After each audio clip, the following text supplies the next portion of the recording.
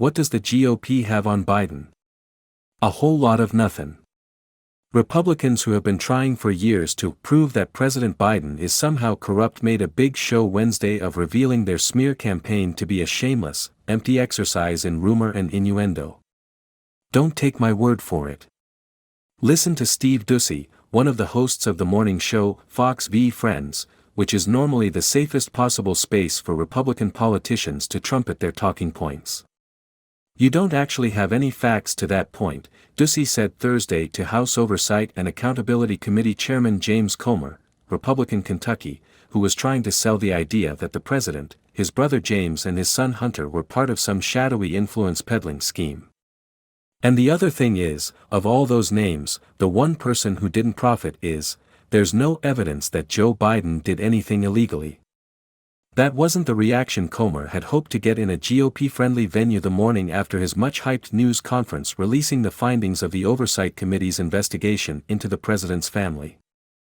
You might have missed Comer's event, because it happened while another Republican member of Congress, Representative George Santos, New York, was being taken into custody and arraigned on felony charges of wire fraud, money laundering and other federal crimes. Santos, who has admitted lying about his education, employment history, ethnicity, and much else, pleaded not guilty to all charges. He declined to say who put up the $500,000 bond allowing him to be released from custody. I read the 13-count indictment filed by prosecutors, and, unlike Comer's hot air, it cites plenty of facts. Comer's committee was supposed to be the principal instrument by which House Republicans made good on their pledge to dig up some kind of dirt on Biden. With the leading candidate for the 2024 GOP presidential nomination, Donald Trump, facing felony charges in Manhattan, a civil verdict holding him responsible for sexual abuse, and the possibility of soon being hit with more state and federal charges, Republicans would love to be able to tar Biden with at least the appearance of illegality.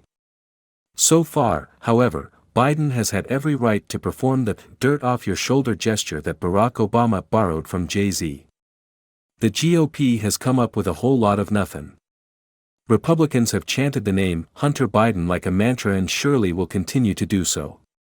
Indeed, the president's son has a troubled past of drug addiction and questionable business dealings.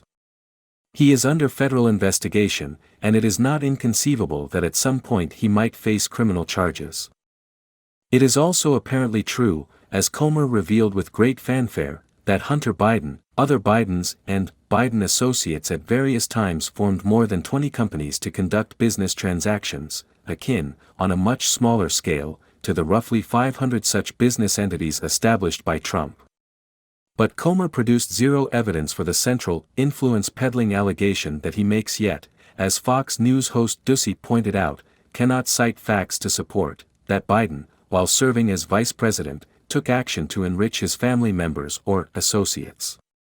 The committee's investigators went down deep rabbit holes involving business dealings that companies associated with members of Biden's family conducted with firms in two countries, Romania and China. The theory seems to be the following: Biden, as vice president, was critical of corruption in Romania even as his son dealt with a corrupt Romanian businessman. One of the Chinese businesses Hunter Biden had a relationship with was led by a man who once was close to Chinese President Xi Jinping. Therefore, what? The committee produced no evidence to suggest that Joe Biden did anything at all to help his son's overseas business partners, or even that Biden knew which foreign companies his son, other family members, and associates had transactions with. To the extent that Biden dealt with Romanian or Chinese officials when he was vice president, his statements and actions would appear to have damaged, rather than helped, the interests of the companies in question. And there is no evidence that one penny of any funds Hunter Biden might have been paid by foreign companies ever reached his father. Comer vows to continue the so far fruitless hunt.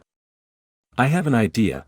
Why doesn't he examine how President Donald Trump protected Saudi Crown Prince Mohammed bin Salman from meaningful international censure following the murder of Post-contributing columnist Jamal Khashoggi, and how the Saudis later invested $2 billion in the startup hedge fund launched by Trump's son-in-law Jared Kushner?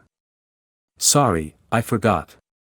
Comer is running a political exercise, not an investigation.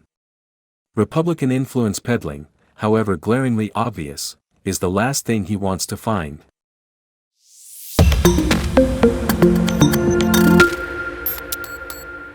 What does the GOP have on Biden? A whole lot of nothing.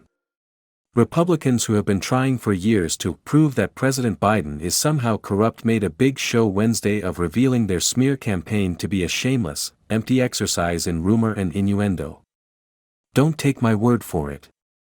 Listen to Steve Doocy, one of the hosts of the morning show, Fox v. Friends, which is normally the safest possible space for